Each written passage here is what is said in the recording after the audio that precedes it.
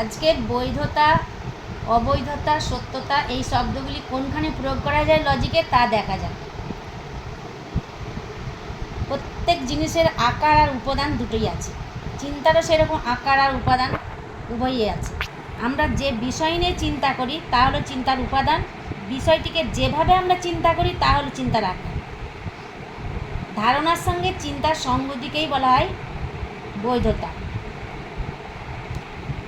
আমাদের মনের ধারণাগুলো যদি বিরোধমুক্ত হয়, অর্থাৎ বিষয়টি চিন্তা করতে কোনো বাধা না হয়, তাহলে আমাদের ধারণার আকারগত বৈধতা আছে বলা যায়।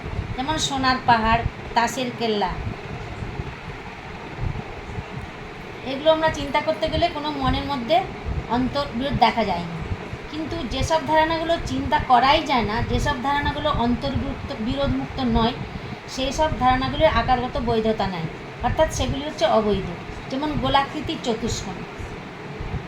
সুতরাং আকারগত বৈধতা বলতে চিন্তা বা ধারণার সঙ্গতিকেই বোঝায়, আর আকারগত অবৈধতা বলতে চিন্তা বা ধারণার অসঙ্গতিকে বোঝায়। এবার দেখা যাক সত্যতা বা বস্তুগত সত্যতা কাকে বলে। সত্যতা বলতে ধারণার সঙ্গে বস্তুর সঙ্গতি বা মিলকে বোঝায়।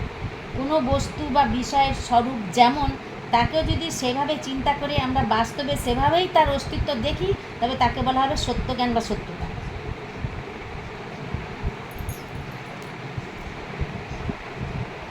যেমন আলোকস্তম্ভ, যেমন তাকে যদি আমরা আলোকস্তম্ভভাবেই চিন্তা করে আলোকস্তম্ভটাই দেখি, তখন তাকে বলা হবে তার বস্তুগত সত্যতা। এবার বৈধতা ও সত্যতার সম্বন্ধ।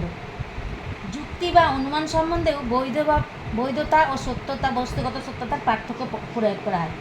অনুমান প্রক্রিয়ায় কতকগুলি নিয়ম আছে, সেই নিয়ম অনুযায়ী যদি অনুমান করা হয়, সেই অনুমানকে আকারগত বৈধ বা বৈধতা আছে বলা হবে। কিন্তু অনুমানের অন্তর্গত বচনগুলির যদি বাস্তব ঘটনার সঙ্গে সঙ্গতি বা মিল না থাকে, তাকে তার বস্তুগত সত্যতা নাই বলা হবে। যেমন একটা উদাহরণের সঙ্গে আমি বুঝিয়ে দিয়েছি, দেখো, সকল মানুষ হয় অমর, সকল কবি হয় মানুষ, অতএব সকল কবি হয় অমর। এটা একটা ন্যায়।